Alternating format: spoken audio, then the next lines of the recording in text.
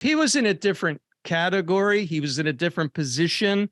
You know, there were times where he faded out and people were almost walking into him because he just faded out, you know.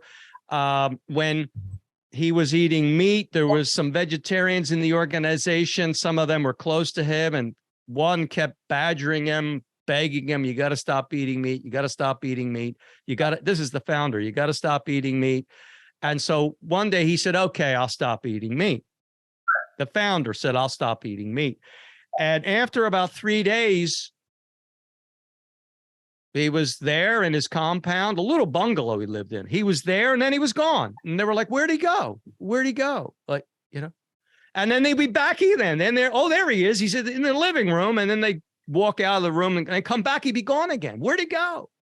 Right. So he was basically fading in and out. And, you know, Sri Ramakrishna talked about the same thing, the Indian yogi of the 19th century. He said that he had to relish a dish or have a cigarette, or he said, I will just go up, is what he said. So some of these masters are so great. Their vibrations are so high, they have to kind of go out of their way to hold them down just to work on this low level here. This is you know, this, as beautiful as this realm is, it's not a very high vibration. It's been held down for the human race so that we can continue to exist here. Madame Blavatsky, for instance, one of the founders of the Theosophical Society, would demonstrate walking through brick walls.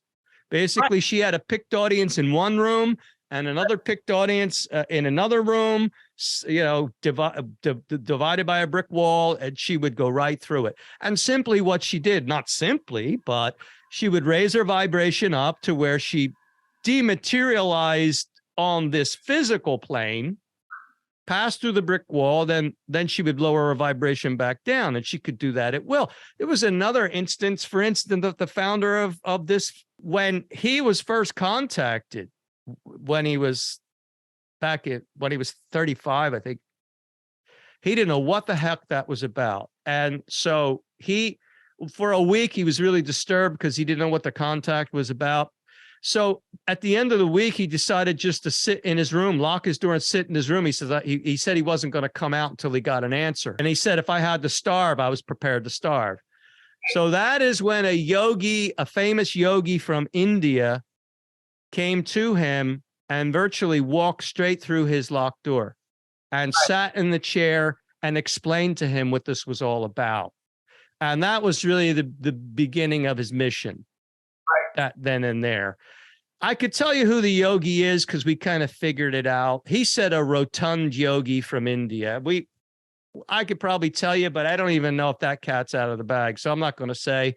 But it was a great master from India. You probably heard of him. I've got his books in my library. What Yogananda talks about in Autobiography of a Yogi, talking about when he describes Babaji.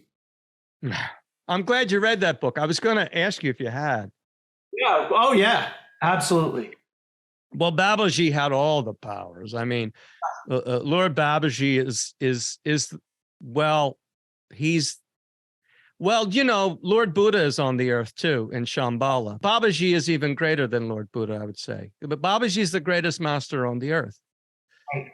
And he's been here since the beginning, and apparently he's going to stay until the end.